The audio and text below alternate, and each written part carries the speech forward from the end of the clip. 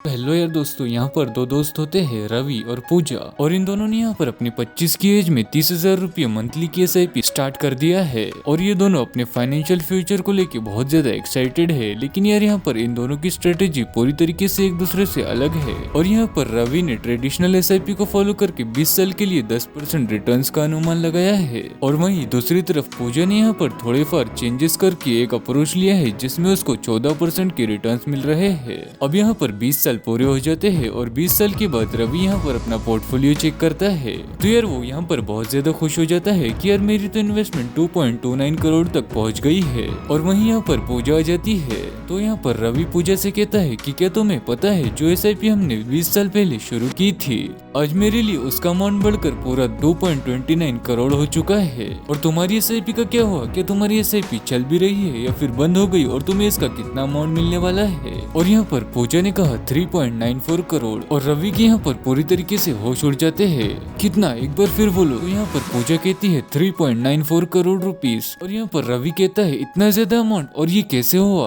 और इस पर पूजा कहती है कि मैंने तो सिर्फ कुछ चेंजेस किए थे इस पे। और फिर रवि कहता है थोड़े से चेंजेस पर इतना अमाउंट, ऐसे क्या चेंजेस कर दिए तुमने? मुझे भी तो बता कि ऐसा कैसे हो सकता है। तो यार दोस्तों, पूजा ने अपनी स्ट्रेटेजी पर ऐसा क्या चेंज किया होगा कि उसके पोर्टफोलियो में इतना ज्यादा डिफरेंस देखने को मिल गया? क्या आप जानते हैं? और अगर आप नहीं जानते हैं तो इस वीडियो को एंड तक जरूर देखें, क्योंकि अगर सिंपल सी SIP में कुछ चेंजेस करके अमाउंट डबल हो रहा है तो फिर कौन ऐसा है जो कि ये नहीं चाहेगा। सो यार दोस्तों, पहले मैं आपसे रिक्वेस्ट कर देता हूँ कि अगर अपने चैनल को सब्सक्राइब नहीं किया है तो प्लीज यार दोस्तों सब्सक्राइब जरूर से कर दे और एक लाइक जरूर से ठोक दे। और यार वीडियो कैसा लग रहा है कमेंट में जरूर से बता दे। और यार डेटा के हिसाब से अगर देखा जाए तो 2016-17 के रिपोर्ट के हिसाब से टोटल SIP इनफ्लो 45 करोड़ रुपए का था सालाना, और आज के टाइम पर लगभग इंडिया में अराउंड 21,000 करोड़ रुपए की SIP हो रही है। यानी कि यार यहाँ पर लोग अब ज्यादा से ज्यादा SIP में इंटरेस्ट दिखा रहे हैं और यहाँ पर कर भी रहे हैं। लेकिन यार इसमें प्रॉब्लम ये है कि SIP तो इतने लोग कर रहे हैं, लेकिन कुछ ही ऐसे लोग हैं जो कि इससे अच्छे रिटर्न्स ले पा रहे हैं, वरना यहाँ पर ज्यादातर लोगों का पैसा तो इन्फ्लेशन जितना भी ग्रो नहीं हो पा रहा है। और यार ऐसा सिर्फ इसलिए है क्योंकि ये लोग आए दिन कुछ न कुछ ऐसी छोटी मोटी गलतियां करते रहते हैं, और ये इतनी भी बड़ी मिस्टेक्स नहीं है बल्कि बहुत छोटी छोटी मिस्टेक्स है जिसको कि लोग अक्सर इग्नोर कर दिया करते हैं, और जिसकी वजह से लोग अपने फाइनेंशियल गोल्स को अचीव नहीं कर पाते। सो यार पहला है SIP पेमेंट्स को मिस करना। और यार दोस्तों, हर किसी के साथ ऐसा जरूर होता है कि लाइफ बहुत ज्यादा बिजी हो जाती है और आप SIP पेमेंट करना भूल जाते हो, और अब फिर सोचते हो कि यार एक महीना ही तो है और इससे क्या ही हो जाएगा। लेकिन यार ये आपकी बहुत बड़ी मिस्टेक है, क्योंकि ये एक महीने की इन्वेस्टमेंट आपके रिटर्न्स पर बहुत ज्यादा बड़ा इम्पैक्ट डाल सकता है, क्योंकि हर SIP इंस्टॉलमेंट अलग अलग बेस पर ग्रो करती है, और जो पहला पेमेंट आप करते हैं उससे ग्रो होने के लिए सबसे ज्यादा टाइम लगता है। और अगर आप 20 साल के लिए इन्वेस्ट कर रहे हैं तो 240 महीने, 20 साल बाद वो 30,000 रुपए जो कि अपने पहले महीने में इन्वेस्ट किया था, कंपाउंडिंग अपना मैजिक दिखाकर 4.12 लाख रुपयों से कर देगा। और अब यार सोचिए कि अगर आप उस पेमेंट को मिस करते तो आप उस 4.12 लाख रुपए को मिस कर देते, जबकि जो SIP आप फाइनल मंथ में करते हो वो सिर्फ एक महीने के लिए ग्रो होता है, और बेरली इससे आपकी इन्वेस्टमेंट पर कोई ज्यादा फर्क भी नहीं पड़ता। सो यार शुरुआत की पेमेंट्स मिस करना आपकी फाइनल इन्वेस्टमेंट पर एक बहुत बड़ा इम्पैक्ट डाल सकता है। अब इसका सिंपल सोल्यूशन है कि अपनी SIP डेट को सैलरी डेट के साथ अलाइन करें। जैसे आपकी सैलरी क्रेडिट हो जाती है तो आपका SIP अमाउंट ऑटोमेटिकली डिडक्ट होकर इन्वेस्ट हो जाना चाहिए, जिससे कि आपकी कोई भी SIP पेमेंट मिस नहीं होंगी, चाहे फिर आपकी लाइफ कितनी ही ज्यादा बिजी क्यों न हो जाए। Next, direct plan versus regular plan, सही ऑप्शन न चुनना। दोस्तों यार, क्या आपको पता है कि गलत प्लान चूज करने से आपको लाखों रुपए का नुकसान हो सकता है? और जब आप म्यूचुअल फंड्स को सिलेक्ट करते हैं तो इसमें आपके पास डायरेक्ट प्लान या फिर रेगुलर प्लान को चूज करने का ऑप्शन होता है, और यार यहाँ पर रेगुलर प्लान में आपके अमाउंट का 0.6% हिस्सा इंटरमीडिएट डिस्ट्रीब्यूटर को चला जाता है। इसके अलावा यार डायरेक्ट प्लान में ये मिडल मैन आपके पास से हट जाता है, और आपको सिर्फ 0.1 से 0.2% फीस देनी होती है। और शुरू में ये ज्यादा बड़ा फर्क नहीं दिखाई देता, लेकिन यार जैसे ही आप 10-20 साल के लिए इसे कंटिन्यू करते हैं तो यार ऐसा छोटा छोटा अमाउंट आपके इन्वेस्टमेंट का बड़ा हिस्सा खा जाते हैं। और इसका सोल्यूशन यही है कि आप हमेशा डायरेक्ट प्लान्स को चूज करें, और आप जितनी भी सेविंग्स बताएंगे तो यार ये सेविंग्स समय के साथ लाखों रुपए में बदल सकती है। नेक्स्ट, जल्दी आपकी इन्वेस्टमेंट निकालना आपकी सबसे बड़ी गलती है।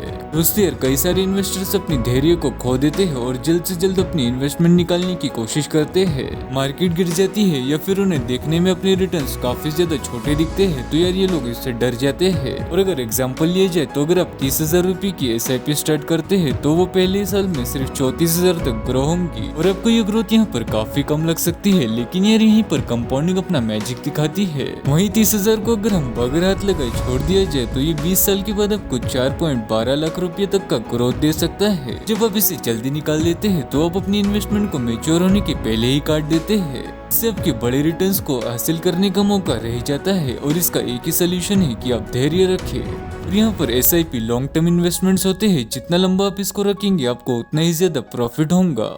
अपने प्लान्स पर टिके रहे और मार्केट के छोटे मोटे फ्लक्चुएशन से न डरे। नेक्स्ट, मार्केट डिप्स के दौरान इन्वेस्ट न करना और मार्केट पैनिक्स का फायदा न उठाना। और यार यही चीज इसमें बहुत ज्यादा इंटरेस्टिंग होती है। और मार्केट टाइमिंग हमेशा अलग अलग होती है, इसमें डिप्स हमेशा अलग अलग टाइम पर आते रहते हैं। अगर आप मार्केट में डिप्स को पहचानना जानते हैं तो आप इसमें लमसम अमाउंट को इन्वेस्ट कर सकते हैं, जो कि आपकी इन्वेस्टमेंट को सिग्निफिकेंटली बूस्ट दे सकता है। मान लेते हैं कि आप यहाँ पर 30,000 रुपए की मंथली SIP कर लेते हो और उसके साथ ही साथ आप निफ्टी 50 इंडेक्स फंड में 3 लाख रुपयों को एक्स्ट्रा इन्वेस्ट कर देते हो।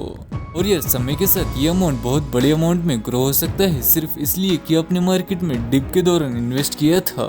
और इसमें प्रो टिप ये है कि आप यहाँ पर बफेट इंडिकेटर जैसे टूल्स का यूज कर सकते हो, जो कि आपको राइट टाइम पर राइट मार्केट वैल्यूएशन दिखा सकता है। इससे आपको ये भी पता चल जाएगा कि कब मार्केट अंडर वैल्यूड है। और जब आपको यहाँ पर डिप दिखता है तो आप अच्छे खासे अमाउंट को यहाँ पर इन्वेस्ट कर सकते हो।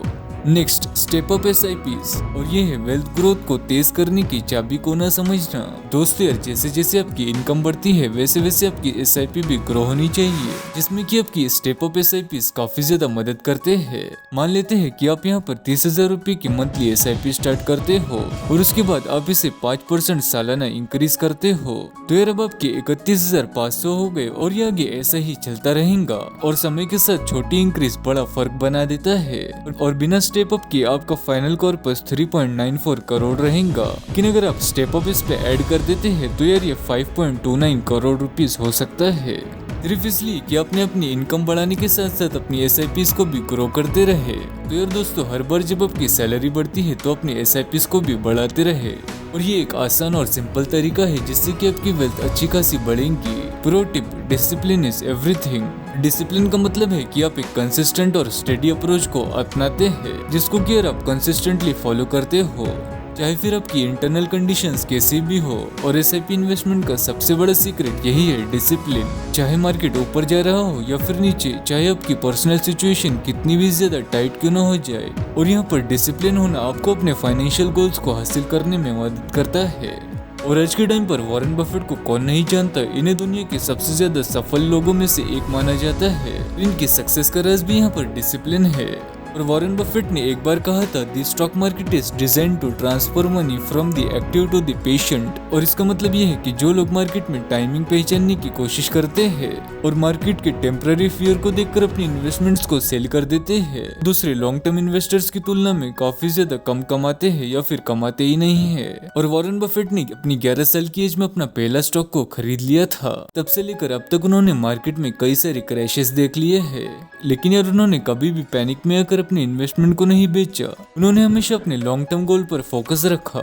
SIP का यही मतलब है, चाहे फिर मार्केट में कितनी ही वॉलेटिलिटी क्यों ना हो, मार्केट ऊपर जाए या फिर नीचे, आपको कंसिस्टेंटली इन्वेस्ट करते रहना होता है। चाहे आप फिर स्पोर्ट्स में हो, सिनेमा में हो या फिर काम में हो, हर चीज में आपको डिसिप्लिन बहुत ज्यादा इंपॉर्टेंट होता है। और SIPs में भी यही ट्रू है, चाहे फिर मार्केट गिर रहा हो या फिर ऊपर जा रहा हो या फिर आपको पर्सनल इमरजेंसीज आ रही हो, इसी डिसिप्लिन से आप अपने फाइनेंशियल गोल्स तक आसानी से पहुंच सकते हो। और बिल्कुल भी शॉर्ट टर्म नॉइज पर ध्यान न दो और लॉन्ग टर्म गोल्स पर फोकस बनाए रखो और अपनी SIP को कंटिन्यू रखो। और जिस तरह से पेड़ धीरे धीरे बड़ा होता है और उसके बाद आपको एक साथ काफी सारे फल देता है, वही बिल्कुल SIP में होता है। इसमें आपकी इन्वेस्टमेंट धीरे धीरे ग्रो होंगी और ये आपको डिसिप्लिन के साथ साथ फाइनेंशियल फ्रीडम तक पहुंचा देंगे।